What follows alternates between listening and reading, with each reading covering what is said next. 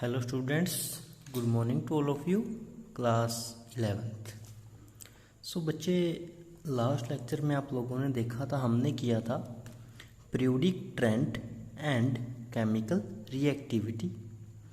Periodic trend हमने बता दिया था कि हमारे पास जो प्रॉपर्टीज़ थी लाइक आयनाइजेशन एनर्जी की, इलेक्ट्रॉन गेन एंथैल्पी की, और एटॉमिक रेडियाई और आयनिक रेडियाई की। ठीक है, उसके बाद हमने बताया था कि इलेक्ट्रोनेगेटिविटी और आयनाइजेशन एनर्जी कैसे पीरियड्स में एक तरफ कम होती है वैल्यू, दूसरी तरफ ज़्यादा। नोबल गैसेस के बारे में बताया था कि वो फुलफिल्ड होती है।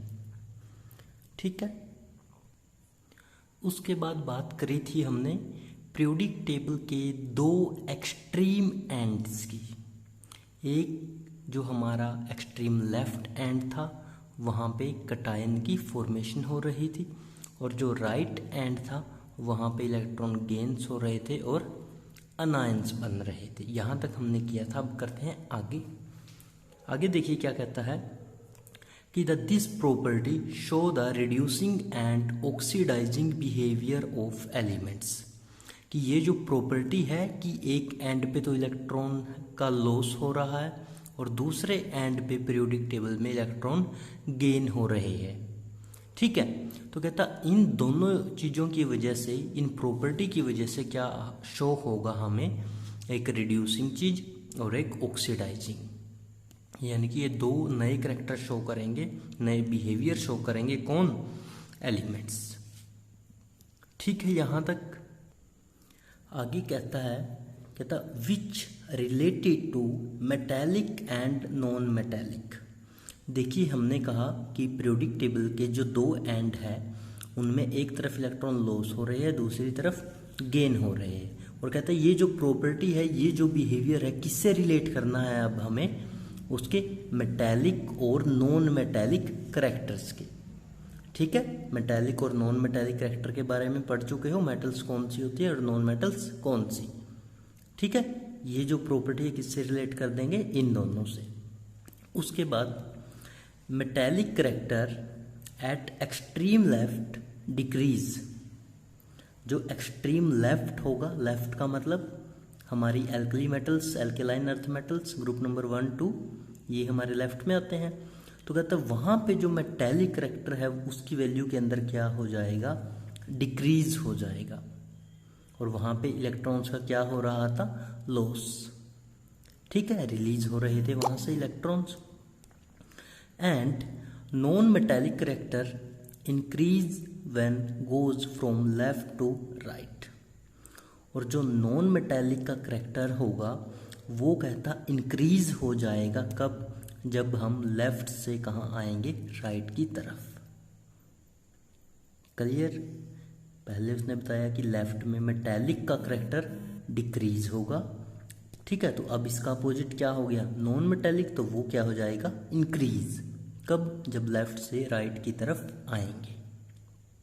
चलिए आगे कहता है chemical reactivity best result comes when reaction with oxygen and halogens। कहता है जो हम टॉपिक पढ़ रहे हैं केमिकल रिएक्टिविटी का, कहता है ये कब अच्छे से क्लियर हो पाता है? जब हम लोग जब हम लोग रिएक्शन देखते हैं, जब हम रिएक्शन देखते हैं किसके साथ? ऑक्सीजन के साथ और हेलोजन के साथ। ठीक है, आसपास ही होते हैं इनके ग्रुप। तो कहता है उनकी जब रिएक्शन देखेंगे तब आप लोगों को जो केमिकल रिएक्टिविटी है वो इजीली क्लियर हो जाएगी। देखिए कैसे। Both extreme combine with O and form oxide. Both extreme का मतलब जो हमारा लेफ्ट एक्सट्रीम था पीरियोडिक टेबल का, जहाँ पे मेटेलिक करैक्टर डिक्रीज हो रहा था और जहाँ पे इलेक्ट्रॉन्स का लॉस हो रहा था। ठीक है, और जो हमारा राइट एक्सट्रीम है जहाँ पे इलेक्ट्रॉन्स गेन हो रहे हैं और नॉन मेटेलिक करैक्टर इंक्रीज हो रहा है। तो कहता है ये जो बोथ एक्सट्रीम है ये कंबाइन हो जाएंगे किसके साथ? O के साथ, मीन्स ऑक्सीजन के साथ। एंड दे फॉर्म ऑक्साइड, और वो क्या बना लेंगे?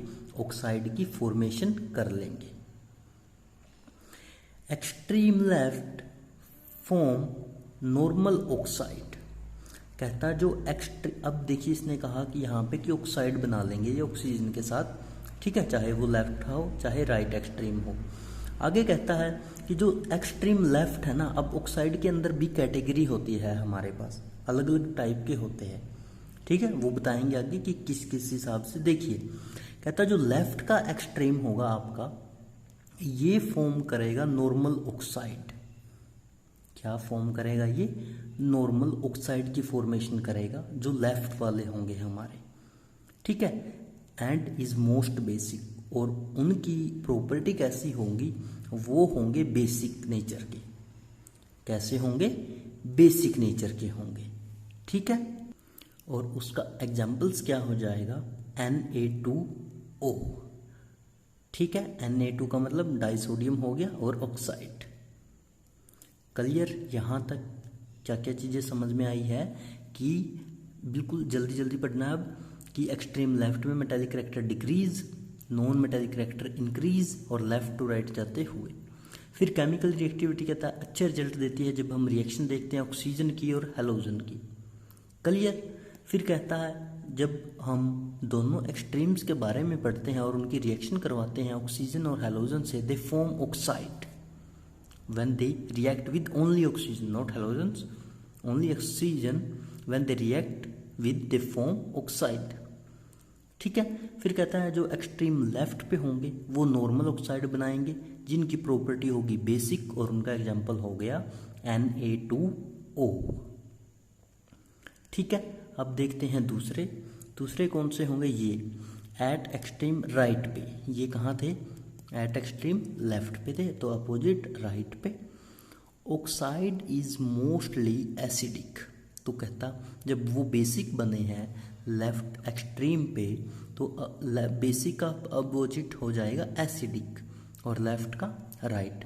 तो अब कहता राइट एक्सट्रीम पे जो ऑक्साइड बनेंगे दैट इज एसिडिक, ठीक है। और उसका एग्जाम्पल्स क्या है बच्चे?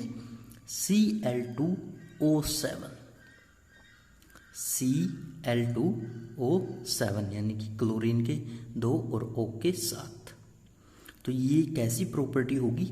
एसिडिक होगी। तो अब आप लोगों को एसिड का ही पता चल गया और बेसिक का भी कि एसिड कहाँ बन रहे हैं और बेसिक कहाँ बन रहे हैं, ठीक है।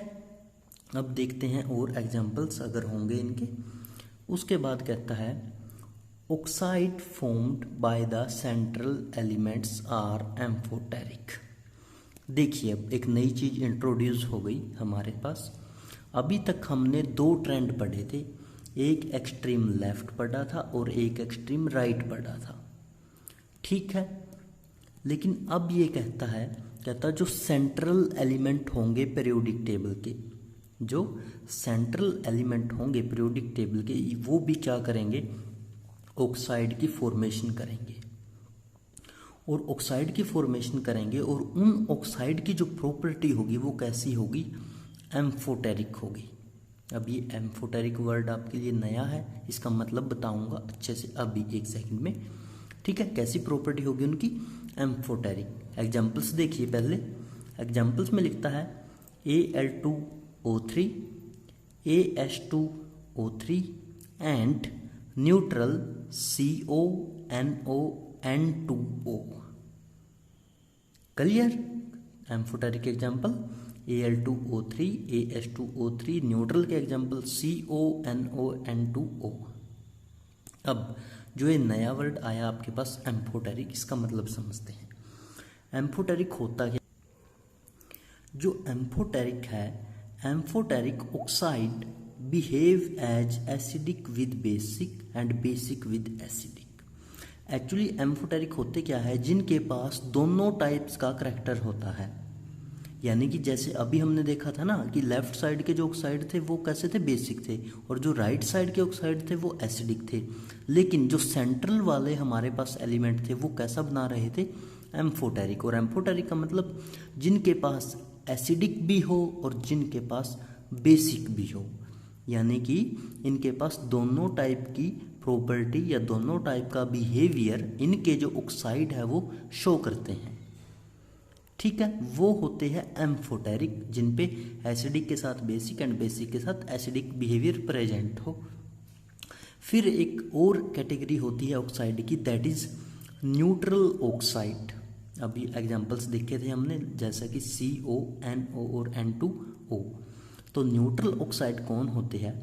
नो एसिडिक और नो बेसिक प्रॉपर्टी, जो ना तो एसिडिक होते ना बेसिक होते, वो कैसे होते हैं? Neutral oxide, and these are the examples of neutral. इसी के साथ हमारा जो ये चैप्टर है ऑलमोस्ट फिनिश हो जाता है।